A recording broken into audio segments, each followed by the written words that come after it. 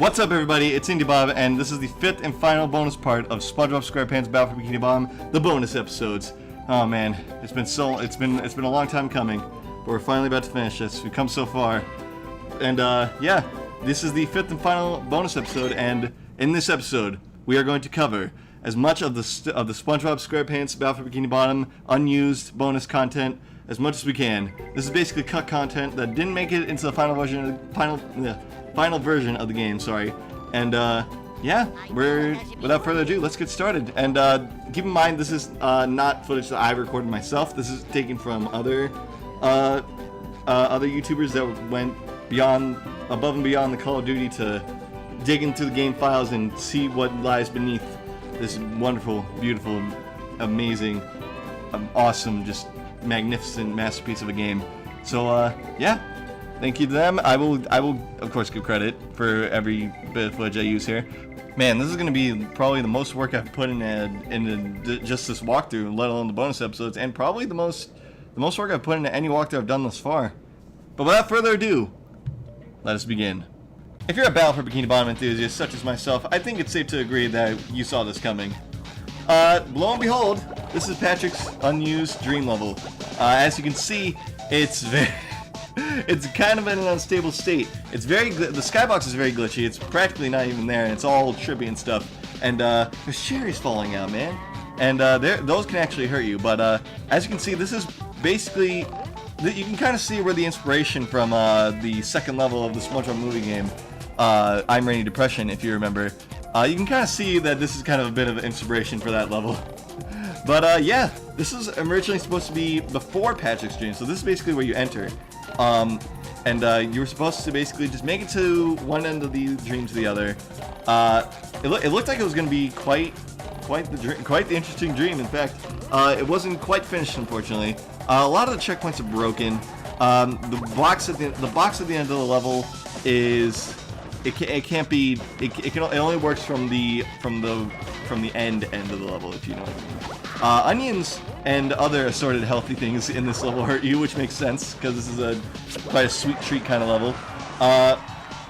Also, you'll notice that some of there's also like NPCs and robots and Tiki's just kind of, and a Duplicatron just kind of like just chilling out there. I guess as like placeholders, yeah, like just chilling out there for a bit. Like I guess they're planning on being used somehow in this level, or just maybe they're there as like a placeholder of some sort. But they can't be, they can turn around, but they can't really be messed with much. You can mess with the robots, and you also might notice that the Tikis are also actually their original beta form, like as we saw in the theater from earlier. But yeah, this is an all-around pretty glitchy, unstable level. I don't know about unstable. It hasn't really. From all the things I've seen, it never really crashed. But it's only. This is, as far as I know, this one is only found in the Xbox and the GameCube version. Unfortunately, not in the PS2 version, which makes me sad. But yeah, it's pretty. I would actually like to see how this would have panned out if it actually got finished. There's a cucumber, or rather a pickle, there, just chilling out in that spoon. That can also hurt you too. But yeah, when you leave the level though, you end up back in Patrick's mind, which is the actual used portion of the level. I'm guessing this is just to. I'm guessing they had bigger plans to. I'm guessing they had bigger plans to actually use, like, if I don't think space is an issue, but I guess they were actually thinking of putting this at the. They were actually thinking of putting this in the game, but they probably didn't have enough time to put it in the game, so it ended up getting scrapped completely before they could probably finish it and make it completely bug-free.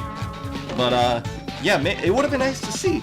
And the fact that there's actually a spatula there, because if you notice in the menus, there's 8 spatulas in all the main levels, and like, and also like the trading spatulas, like with Patrick and Mr. Krabs. There's 8 spatulas in all of those, and there's also 4 total boss spatulas.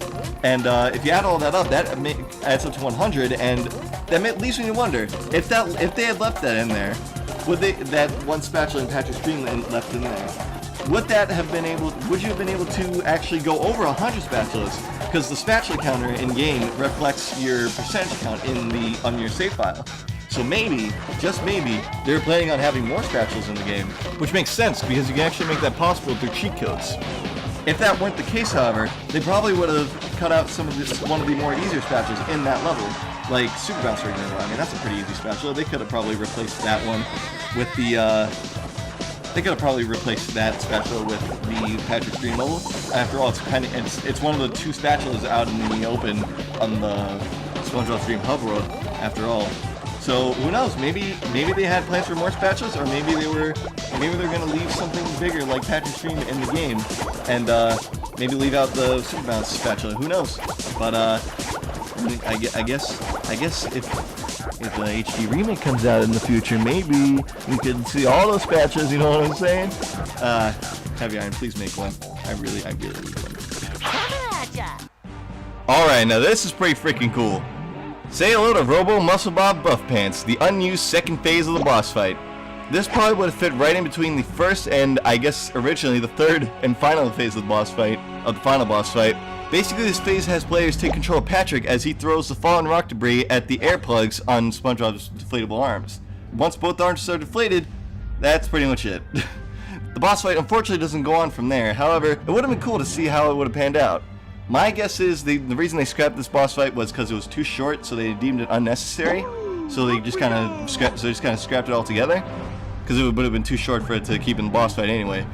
Or maybe they just had bigger plans for the boss fight, and they just didn't have enough time to finish it, so they decided to leave it all together. But man, it would have been so cool to see it. It would have been, you could have had like Patrick throw the debris at him, and then maybe incorporate Sandy into the fight after that somehow. Because then that way everyone gets their licks in during the boss fight. Because if you remember, first boss, Patrick got his licks in, and Sandy got her licks in with the second boss. And then SpongeBob and the final boss, both phases of the final boss, it was purely SpongeBob. But it would have been nice to have Patrick and Sandy incorporated in that boss fight somehow, so that everyone gets a fair share of their robot ass kickery. But a man can dream, especially if an HD remake is involved. Please, Heavy Iron, I will give you all the loving you will ever need. Yeah, unfortunately, not even Cruise Bubble can put a dent on him, not even in his eyes. But that's why we gotta go inside and Cruise Bubble his brain. Also, you can just straight up leave the boss fight at any time, which is pretty funny, actually. Here's some of the boss's animations. This one right here has him vulnerable for about 10 seconds so you can hit his arms.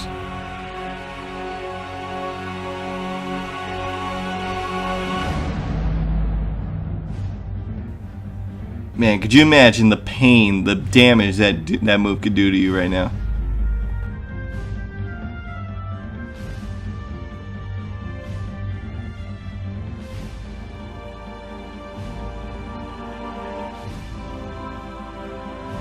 Not sure if the rumble is supposed to be some sort of unique attack or some unique taunt, but whatever it is, it looks cool.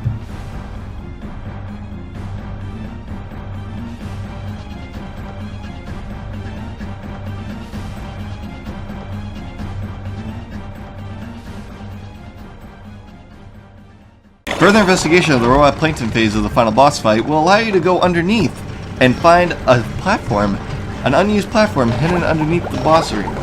Perhaps this is just as a placeholder, much like the models in Patrick's Dream. It's also untextured, but you can still stand there just fine. But even further investigation will allow you to go above this arena, where you will find the first arena just floating right above. It's also completely empty, which is weird considering the arena you were just in has you fighting inside SpongeBob, which is literally in this arena. That's some parallel universe stuff right there. Let's talk about models and assets and anything else that may have been cut or replaced in the game. Shiny objects originally looked like gems. I guess the reason they changed it to a flower was because they wanted it to seem more of like an original collectible, which I prefer personally. They also originally didn't seem to have a magnetic hitbox at first, which I'm glad they added later. Good on you, Heavy Iron. You guys remember the Smelly Sundae from the Something Smells episode? Well, it was actually meant to be a power-up in this game. It allowed you to not only move super fast, but to break stone tikis with normal attacks. It also had a stinky breath trail, which comes out your butt for some reason. Unfortunately though, this power-up didn't make it into the game. Mr. Krabs' pet worm, Mr. Doodles, was also meant to be in the game, probably as an NPC that you could interact with. It's a shame he didn't make it into the final game, but at least we get a model of him. Also, there's a very early versions of the signs that have Gary on it. It looks pretty cool, and it actually makes sense because Gary's the one who introduces you to the signs. I'll tell you, if they made an HD remake of this game, they should use that as like an unlockable extra. Probably the same way they use unlockable extras through chests in the movie game. Food for thought. Speaking of signs, here's one that would have been used in the Sand Mountain level. Early versions of buttons had the word push written on them instead of the traditional hand, and early toll booth gates were pretty much the same, only they had the word stop written on them. Here's a shiny objects donation box. I'm guessing this is an early version of what the clam it turned out to be, the clam that you give shiny objects to, or it was something else entirely, with a completely different mechanic to it. Either way, it does look cool. Here's a placeholder for a shiny object gate that was later replaced by a clam in the original game. Throw fruits used to be soccer balls, and the cruise bubble looked a little different. In this early version of the industrial park, you can see just chucks scattered all across the map, man. Could you imagine if they kept these in during the final draft of the Patrick boss fight? Oh man, I would have been so livid, and that would have just easily solidified Robot Patrick being my least favorite boss. The early version of the Kelp Forest is shown at daytime, which is actually more accurate to the show, and the 2-bit robot was almost the same, only the middle one actually exploded whenever it feels like it seems like, and the top one had an OP disco laser going on, man. What's up with that? That would have been just the most OP robot of all time. Let's talk animations. A lot of animations were different at first. Sandy's sliding animation had her sliding on her tail, as we noticed in the theater. Man, that must have chafed. Good thing she went to her sandboard. You'll notice that SpongeBob's running animation, the way he bobs, is a little bit different. And oh my god, there's a hammer in the kitchen! Gary, help! Also, you'll notice that SpongeBob's spin attack, he hangs his head back the same way Patrick does in the movie game. So there's a little more influence there. The bubble feet here look more like shoes in this version, and the Bubble Bash helmet looks more like a regular old-timey football helmet than a Viking helmet. Also, the Bubble animation looks a lot smoother in this version than it does in the original, which is surprising. Also, Patrick's default attack was a headbutt attack instead of a belly bump attack. Here's an unused animation of Sandy getting hit in her suit. Here's some unused idle animations from some bosses, such as Robo Patrick, 2 of them for Robot Sandy,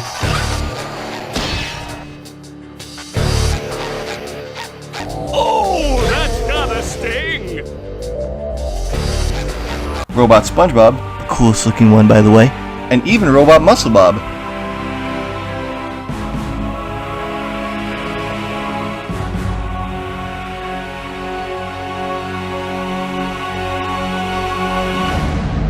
And what better way to end off this bonus video filled with bonus content than to end it with some alternate credits that were originally supposed to make it into the final SpongeBob arena. Actually, we got a whole several minutes left of this video left. Yeah, because I said so. That's why. But no. But this is what. Okay, basically, what you're about to see right now of the remainder of this video, the latter half of this video, is basically going to be half of that is going to be the half of that is going to be the first half of it is going to consist of demo footage that actually was. That's actually only found in the, as far as I know at least, it's only found in the playable Xbox, or the playable original Xbox demo of Battle for Bikini Bottom, and you can do that. Well, first of all, here what I'm showing you is actually footage I recorded here. The first part is actually the demo reel, I guess, the demo reel footage of basically all 3 characters being showcased in action here. That's what happens when you wait long enough in the title screen, but that's what happens when you wait long enough at the title screen, and then that'll play.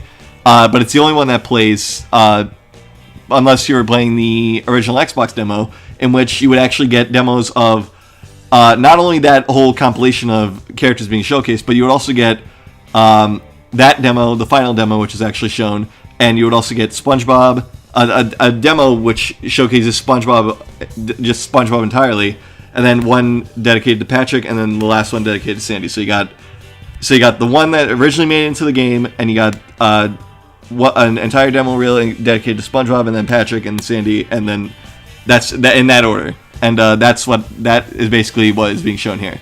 And the second half of that, the second half of this latter half of the video is going to be me showing off what I recorded of idle animations.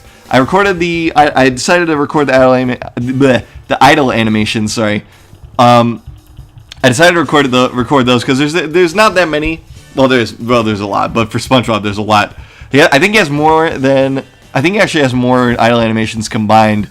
He has more idle animations than the other two playable characters combined. I mean, I'm taking a guess at least. I'll probably flash a number up on screen showing how many each character has. But that's what the latter half of this video is going to be. So yeah, it's going to go, I think it's going to go Patrick first, and then Sandy, and then SpongeBob for last. I did SpongeBob last, and I also did it right at the title screen, because I feel like, because you know, we gotta finish this where it started, you know. So I thought, you know what, why don't I just film the idle animations at the title screen, because he does them anyway. He does them at the title screen anyway when you just let the controller sit. Also, when you let the controller sit for a certain amount of time, of course the demo reel plays, but don't you worry, I edited so meticulously and cleverly so that it doesn't cut off into the demo reel. So it's all you get to see all of SpongeBob's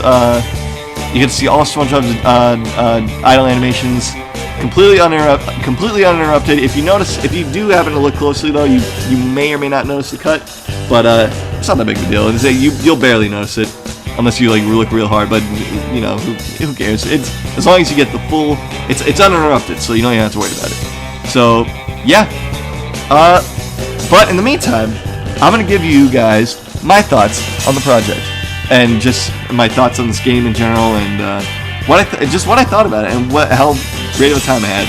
So let's get started on that. So my thoughts on the project. Well, there's a lot of ground to cover. We could talk about the game. We could talk about the project itself, like the quality and the commentary and all that. I guess it makes more sense to start talking about the game, honestly, first, because the game deserves the most praise. Because it's such a good game, and the only true winner of the game is the game itself. You cannot truly win the game. Only the game can do that. Anyway, so yeah, let's get started on that. So I've said time and time again, and I'll say it again. I'll continue to say it, and I will say it once more. I love this game to death, man. It will forever and always be my favorite game of all time. I remember back in the day when I was just a little child. I was over at someone else's house, and I had played the SpongeBob movie game on GameCube, and I remember never getting farther than the first set of trampolines in the second level, because I was just a kid back then, man. I knew what a game was, I knew how to play it, but I didn't know how to be good at a game. You know what I'm saying? So yeah, that and this was before I was even a SpongeBob fan. Now I'm a SpongeBob fan, like a few years later after that, and I'm like, it's like my favorite show now, and it's just probably my favorite thing in any form of media now. So yeah, and then I think a couple years after that, my brother rented Atlantis SquarePants at Blockbuster, and I played it, and I beat it, and I liked it, and then years later I owned it, and I still like it. I 100%ed it, so I kind of have to like it regardless. But it's a good game. I don't care what anybody says. It's a good game to me. I had fun with it. It's nostalgic to me. But I'm getting off topic. The point is, Battle for Bikini Bottom is just such an amazing game to me. It's so well designed. It's so fun. It's so nostalgic, and I just every time I play it, it just reminds me of how great of a time I always have with it. Like it will forever be one of those games that just stick with me. And like, you can make like the greatest game ever, and like just factually, and I'll still say Battle for Bikini Bottom is the best. Even if like a HD remake comes out, I would probably still. Well, actually, I don't know. That's kind of that would be up for debate if that was the case. If an HD remake happened to be better than the original, I don't know. The original still would have a place in my heart, but I don't know. I guess only time will tell, if you know what I'm saying. But yeah, yeah, the game. Yeah, I'll always say the game will always be forever my favorite, and that's pretty much all I gotta say on that front. And yeah, let's talk about the project itself. Well, I thought the project was pretty fun to just in general to make, as long as it took. Okay, the original walkthrough took about almost a year. I started on my birthday, October 7th, 2013, which was not only the 10-year, which was not only my I think it was my, how old was I turning? Was I turning 16? I think I turned, born in 1997, so that would be, yeah, I was 16. I was 16 when I started that walkthrough. I had turned 16, and then at that same year, Battle for Bikini Bottom had celebrated its 10-year anniversary of release, because the game came out in 2003, and it seemed like the perfect opportunity to do it. So I actually wanted to. The plan was originally to actually start. I wasn't planning on having Battle for Bikini Bottom start until like at least a few more playthroughs in. I wanted to do like a few more playthroughs before I could say, okay, you know what, I'm ready to play through my all-time favorite game of all time. And it ended up being my 4th project on this channel, and it's still crazy to think that's just my 4th project. I've been on YouTube for like 6 years, and it's only still my 4th like major project, like my 4th major walkthrough on here. And there's still more to come, especially now that I have this recorder and this mic to work with. Now I can actually probably do more videos now, and probably maybe even faster. I'm not sure. We'll see. But yeah, and also that was also the fact that, and this goes for all my other walkthroughs too, like my older walkthroughs. The fact that it was just recorded with like a crappy camera, like a crappy video camera at the time, and I had to. My setup was literally this. I had a tower fan going on, right, and then I had a like Mass Effect wristband to like angle the camera. Like I had it wrapped around the camera just to angle it so that you would see the TV, and that's how it went. So yeah, that's how it went, and it was it was like the most unorganized thing I've ever. Well, it's like your oldest work, so obviously you gotta start somewhere. But like it was like, I don't know. I'm glad I'm right here where I am now. Now that I knew it was gonna take a long time for me to get where I am now, but and especially it also made me kind of. I mean, when I initially finished the Battle for Bikini Bottom walkthrough, I had finished it like probably like a week before the final part came out a week before my 17th birthday came around again, and the 11th anniversary of Battle for Bikini Bottom came around again. But that happened, and then that was when the walkthrough was officially said and done. All I had to do was release the bonus episodes, and I could release this anytime.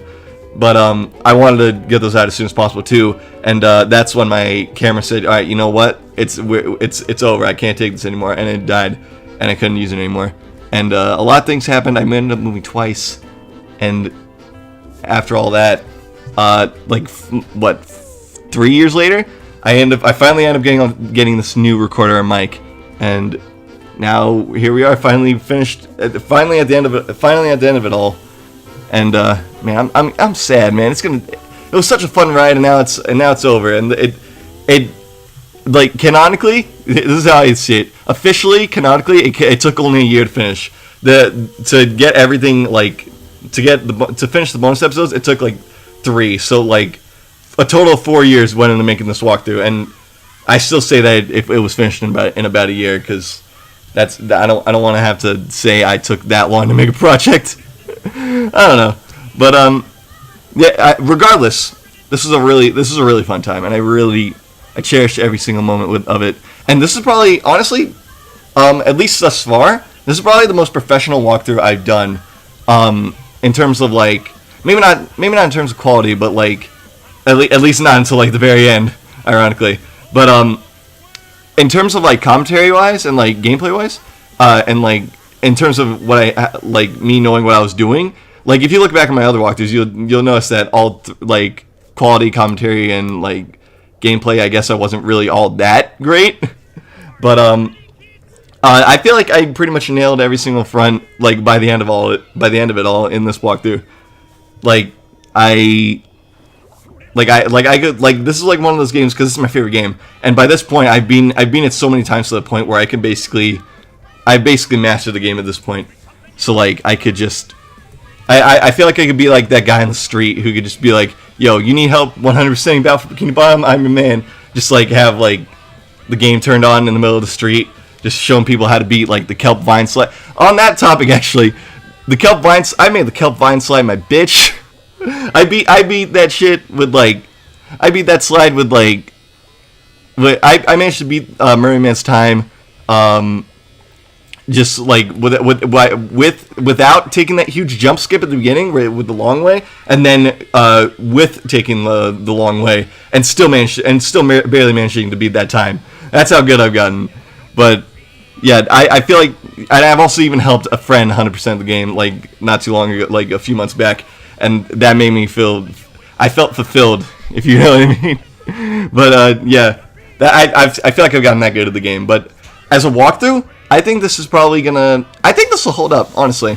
As for my other walkthroughs though, like with the lower quality, I think now that I have all this equipment, I think maybe in the future I might just end up doing an HD revisit, like a HD remaster of every single walkthrough, like just like a definitive version, like so, like quality wise, commentary wise, gameplay wise, performance wise, just to say that this is like, I mean, the old videos will still be there, but this right here is like the definitive version, like the one you should that I would recommend that you watch, unless for nostalgia purposes, like watch my other videos or something like that. But yeah, and I'll probably do the same with Battle for Bikini Bottom also as well, because it's like most of it's like the camera quality, but then the very end of it's like recorder quality. And then there was also like the trying to set up schedules with DeBomb to record the Murmler sessions and stuff.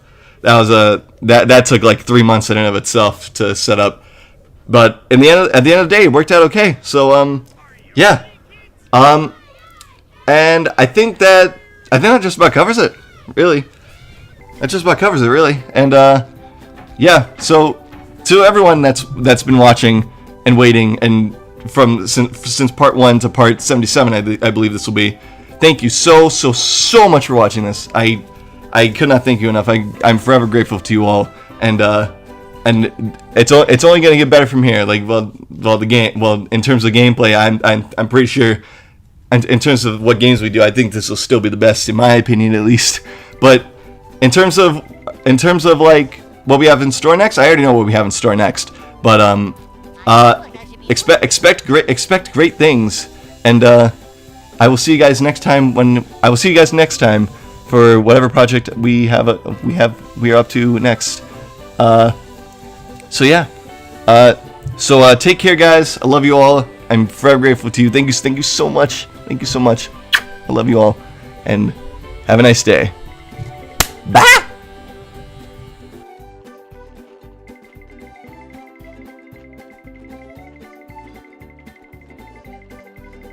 I will cherish these moments with you always, my little square friend, until we meet again.